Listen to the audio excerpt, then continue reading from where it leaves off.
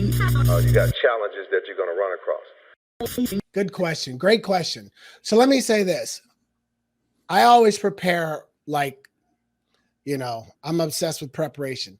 But there have been some where I started my preparation 2 days before or 3 days before, and I gave the presentation and people loved it, but it didn't feel like it was my best. And so I just said this to my wife when I gave my last one, that I have to start that preparation at least a week out. Even though I've given the presentation before, I start now a week out. But yeah, I have fallen victim to that.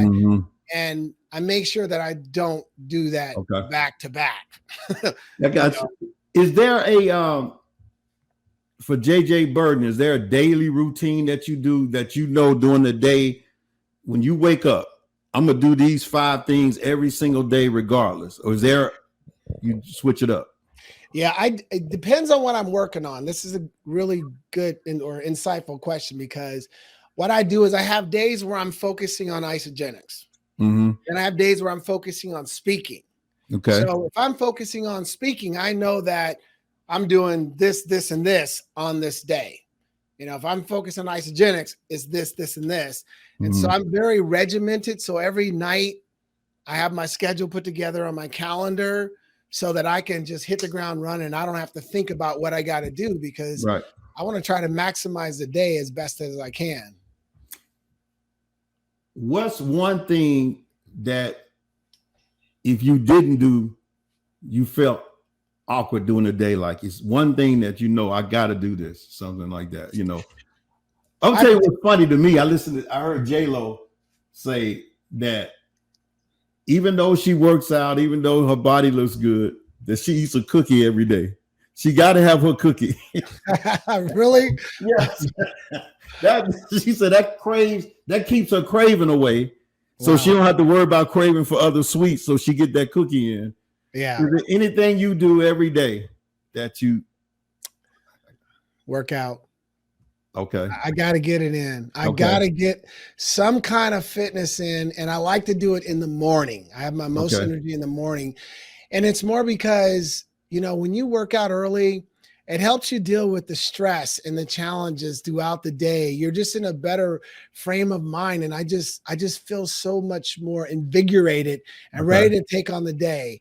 And the days I don't work out, I have to you can feel it, Yeah, I can feel it. But then the other side is I have to remind myself I need a break. So one of these days, I have to figure out what day that's going to be. I don't work out. But yeah, for me, it's just that fitness. So is it cardio or weights, or just cardio, or which one is it? Both. Combination. Weights, cardio. Weekends, my wife loves to walk. She loves to hike. So I do that with her. And a little bit of everything. I like the variety to keep the body guessing, Y'all walk the neighborhood trails or what? What do you? Yeah. We walk the neighborhood, and then we've got some mountains that are pretty close. So we'll hike up the mountains. And my wife, it's interesting because I've been married 33 years now. And this is what you learn about marriage. Is like, I hate walking. I hate it. But my wife loves it. So I love it. So I do it with her. So you love it. I know that's right. Yeah. Wow. Man, look, I can let me hold on. I said I was gonna ask the 3 and I asked 2. What was the third one? Which fears that you think prevents most people from winning? I would say fear of failure. I'd say fear of failure because, I think so many people don't know how to handle failure. They don't recognize that failure can be one of your best mentors. It could be one of your best coaches. It could be one of your best teaching moments, because as you probably know, that we learn from our failures. Exactly. They make you better if you embrace them. And I just think people are often too afraid and they don't know how to respond to it.